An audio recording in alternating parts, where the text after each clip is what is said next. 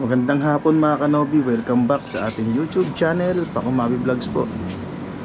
Isang magandang hapon mga kanobi, medyo makulimlim. Yan, maambon na nga. Yan, so for today's video mga kanobi, samahan nyo ako mag-harvest ng inakay natin. Kung naalala nyo last video, yung mga inakay natin na dalawa, sila lang kasi yung nabuhay natin last 2024. So ngayon kukunin na natin. Gusto nyo kami samahan today? Tara!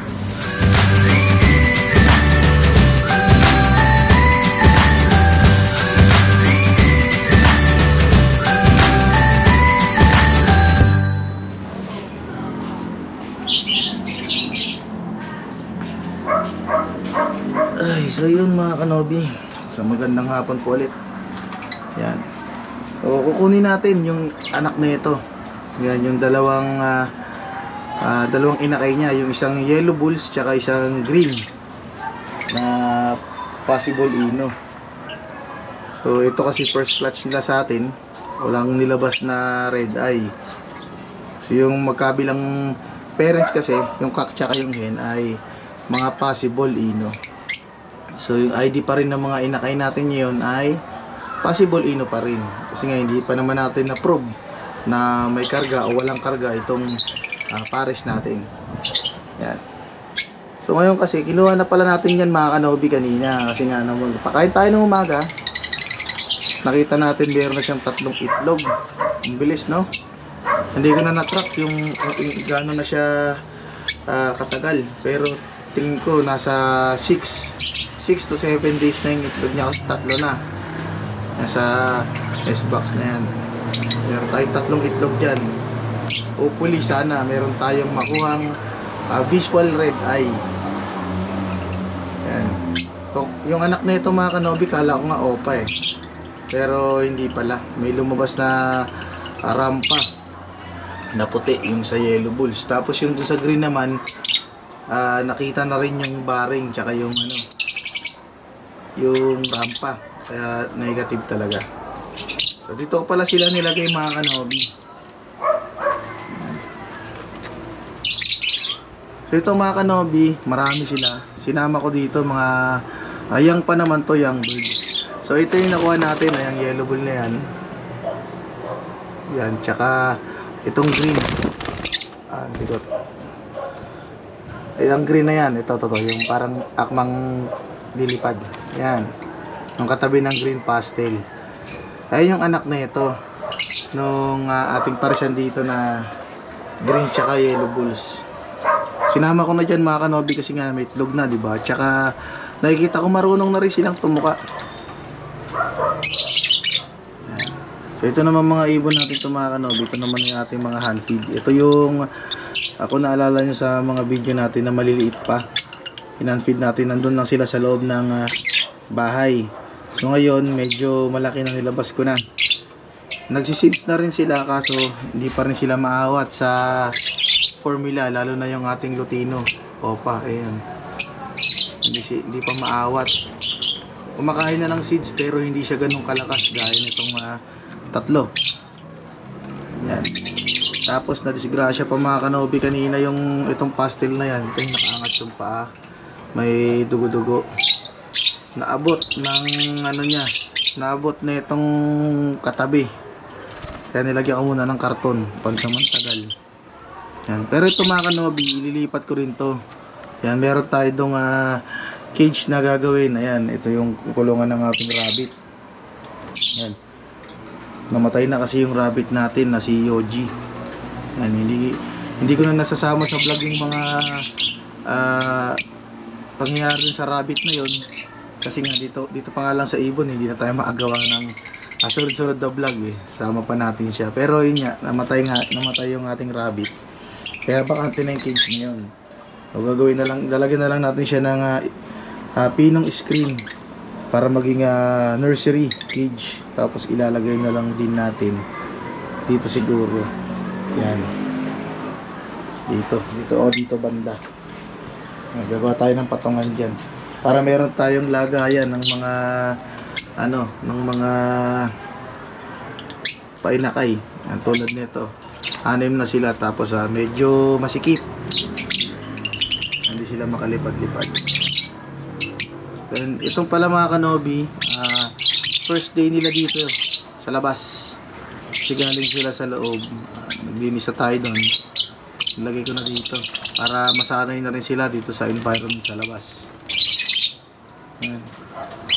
At ngayong araw pala gagawin ko, isang beses ko na lang sila pakakainin. Dati kasi 2 beses pa.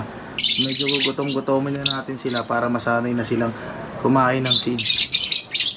Yan, ito na ubos na. Dami natin nilagay, baka tinapon. Yan. So sayang na hindi nag-opa itong ating yellow bulls. Pero ganda ng ulo, sable. Ganda ng pagkaka-shading ng ulo niya. Talagang buong buo. Parang pang opaline na rin. Tsaka yung green pala sana tumingkad pa pag pag tumanda sila. Tapos update ko na rin mga kanobi dito sa mga pinagpapares natin. Yan. Sinarado, nilagay natin lock. Sinarado na natin. Kasi nga ito makulit. Pasok doon. Umiitlog na. Bale nakaisang itlog na siya dito sa labas. Nabasag na. Kinuha na natin. So, pinahayaan ko na lang sila ditong dalawa para tumibay pa yung pagbaband nila. Kasi panigurado naman yung itlog na yon na nilay niya, wala na namang laman. Kasi di ko naman sila nakikitang nagme-mate tsaka nagbaband. Pero nakapasok siya sa nest box doon ng itlog. So sana magpares din sila. Pares naman nitong matured. Tsaka proven na rin, proven cock, tsaka proven hen. Kaya hindi na mahirapang malaman yung gender nila. Yung mga anak pala nito, tsaka nito, pinagbabangga na rin natin nandito sa baba. Sila yung mga magkakaband dito. Sana makakuha tayo ng mga solid color na Parblo Opaline dito. Aggressive yung cocktail gusto ng pumares, yun nga lang yung hen kasi pupasok sa loob. Gusto niya na paresan yung hen ito ayaw pa magpapares, pakipot pa. Tapos meron pala tayo kanobing meron pala tayong bagong pinagpares yung dito sa baba. Yan. Kasi yung hen dito nagka-problema. Ayun mga kanobi. Yung ating green opa, split pale, tsaka equal na pale follow pale. Sila na lang yung pinagpares ko. Yan, kasi nga yung kapares nitong green na to ay ayaw nang lumabas sa nest box. Tingin ko parang may sakit pa. Gagawa tayo ng ng cage niya para ma-isolate siya. So ito pala yung lahi nitong green. Ayan anak din nila to. Ito yung blue na yun Yung tuka niya kasi puputulan ko pa. Yun medyo lumaki na. Nakanganga na yung ibon. Yan, katabingi-tabingi. Yan, doon pa sila magnanay. Magnanay yan Kasi ito anak din nila sa ibang clutch. Ang kasabay nito, itong ating visual o papel. Ayun. Yan ang kasabay niya. So, baka mamaya, kukunin ko to para bawasan yung tuka. Medyo natatakot din kasi ako hindi pa ako marunong magbawas ng tuka talaga. Nakakachamba pero syempre yung iba talaga pag marunong, di ba? So balik tayo dito mga kanobi. Yan, naka-ready na yung nila. Nilagyan ko lang ng ng takip para hindi sila makapasok. Sana makapagpalabas tayo rito ng mga visual o papel pa rin. Kung hindi man mag-opa, panigurado malaki yung chance ang ilalabas ito ay puro pale follow. Yan. So, namimiss niya pa rin yung kaband niya. Ayun, doon pa siya. Mali ako, dapat pala inalis ko siya dito. Kaso wala naman akong paglalagyan. Sana pala inalis ko para hindi niya makita. Para madali siyang pumares doon. Pero tingin ko papares naman na yan. Kaya nga ito, tignan nyo. Parang Masakit ang katawan ng ibon na to. Hindi ko alam kung anong nangyari sa ibon na to eh.